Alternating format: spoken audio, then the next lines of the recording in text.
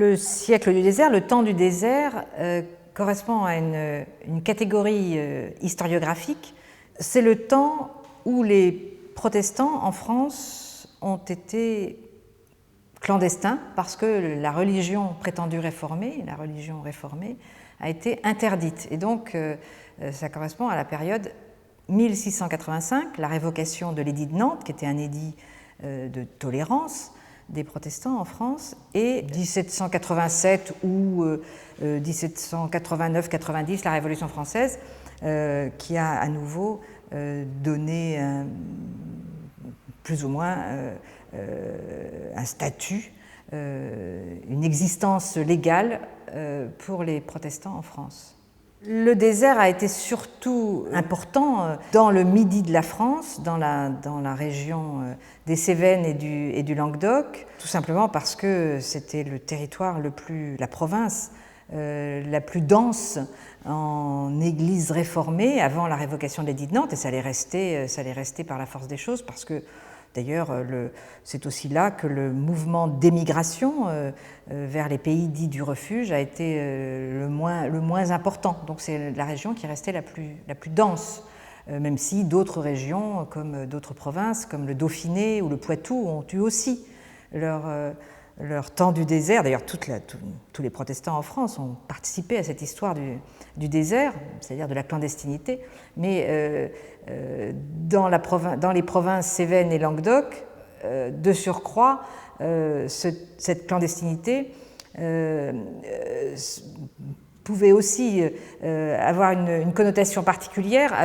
par la géographie. On peut se réunir sans nécessairement des bâtiments, dans des espaces ouverts, et ça a contribué à enraciner la formule du désert, l'expression du désert, qui est aussi bien sûr référée au temps, aux 40 années du peuple hébreu dans le désert, et donc il y avait toute une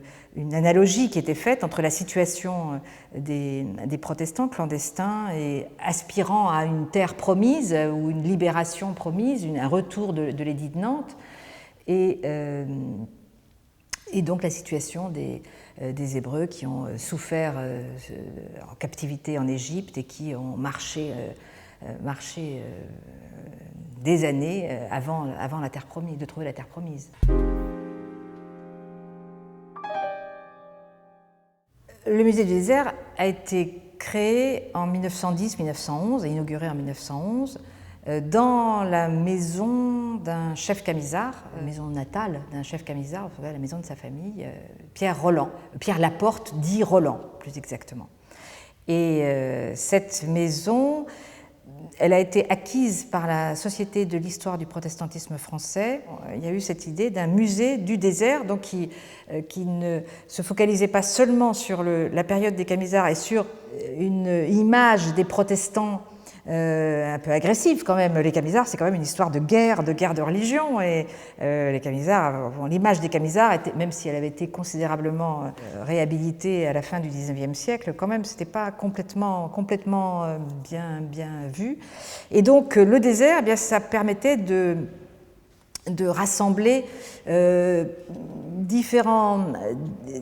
lignes du désert. Il y a la ligne guerrière avec les camisards, mais il y avait aussi la ligne souffrante, pacifique, par exemple, avec une autre figure qui était celle de Marie Durand, prisonnière de la Tour de Constance, qui avait souffert pendant plusieurs décennies,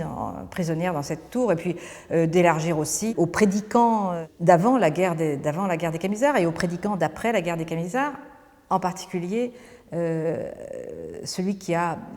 relancé les églises réformées en France, clandestines toujours,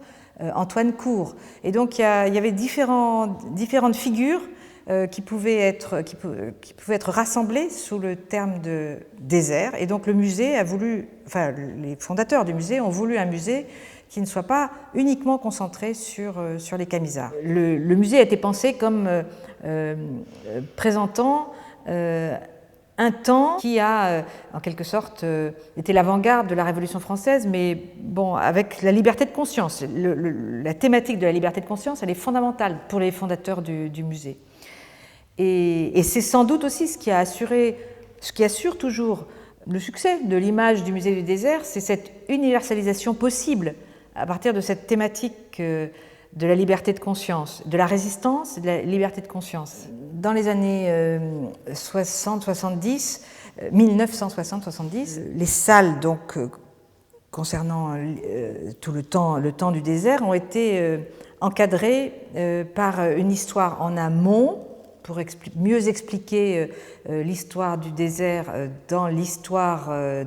du protestantisme en général, c'est-à-dire commencer par la réforme de Luther, et donc il y a une salle de la Réformation pour inscrire l'histoire du désert dans l'histoire du protestantisme, et pas seulement du protestantisme français d'ailleurs, puisque Luther a une place importante. L'histoire du protestantisme, elle n'est pas achevée avec la fin du désert, donc la Révolution française et le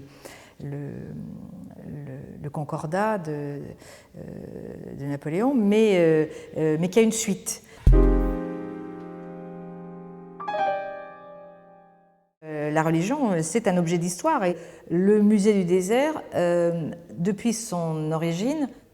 est non seulement un musée, mais aussi le lieu, et c'est articulé, le lieu d'une assemblée dans la mémoire ou dans la tradition des assemblées du désert, en plein air, au Mas Soubeyran, donc à côté du musée du désert. Et donc là, il y a bien une volonté d'enracinement religieux, historique,